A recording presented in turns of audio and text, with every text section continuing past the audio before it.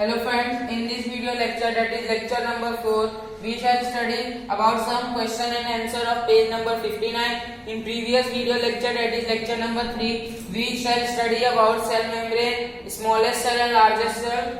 So let's begin our lecture number 4. Who discovered cells and how? कौन वो scientist था? ये क्वेश्चन का मतलब पहले जानना जरूरी होता है। किसने सेल मतलब कोशिका की खोज की थी और कैसे? Robert Hooke discovered cells in the year 1665।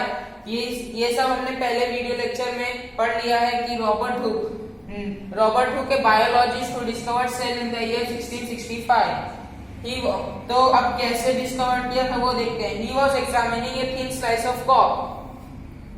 उन्होंने एक थिन स्लाइस ऑफ कॉक को एग्जामिन किया, मतलब देखा, काक के एक पतले से टुकड़े को देखा। ही सॉ, उन्होंने वो काक के पतले टुकड़े में देखा कि ही सॉ दैट द कॉक resembled to the shape of a honeycomb. वो जो काक का पतला टुकड़ा था वो हनीकॉम्ब जैसा है, मतलब हनी के छत्ते जैसा, कुछ ऐसे आकार का। जैसा आप देख सकते हैं ऐसा कुछ आकार का था, कोई ऐसे साइज का शेप का था वो।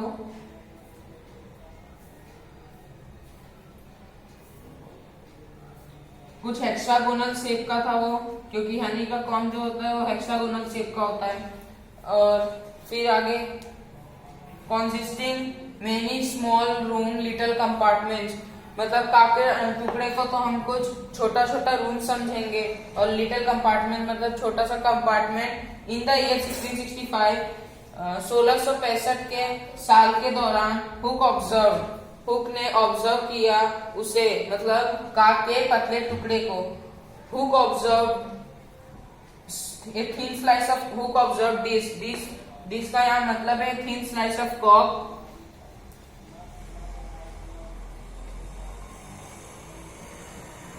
Thin slice of Kock through a cell design microscope. अपने खुद के बनाए माइक्रोस्कोप से। सेल डिजाइन का मतलब सेल्फ मेड भी बोल सकते हैं, self made microscope. Robert call this boxes cell which means a small room in Latin. Robert Hooke ने ये बॉक्सेस जो लिटिल कंपार्टमेंट्स थे उसे नाम दिया सेल, जिसका मतलब लैटिन एक भाषा है, उसमें स्मॉल रूम होता है। और हमारा टोटल क्वेश्चन था 2, तो हम पहला क्वेश्चन कर चुके हैं, तो अब हम सेकंड क्वेश्चन पे आते हैं। तो why is cell called the structural and functional unit of life? क्यों सेल को स्ट्रक्चरल और फंक्शनल लाइफ का एक यूनिट माना जाता है?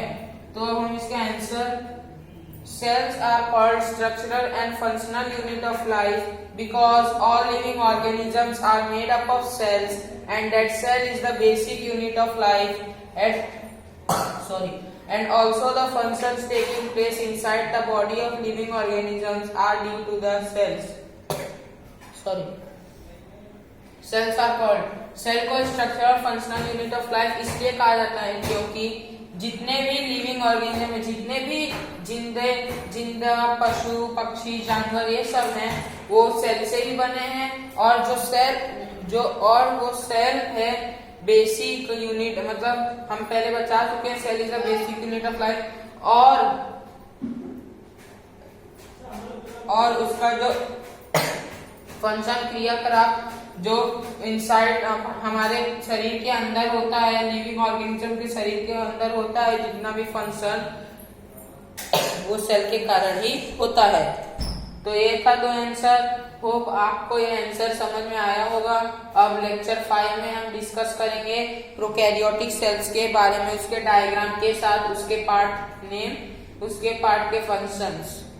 Thank you.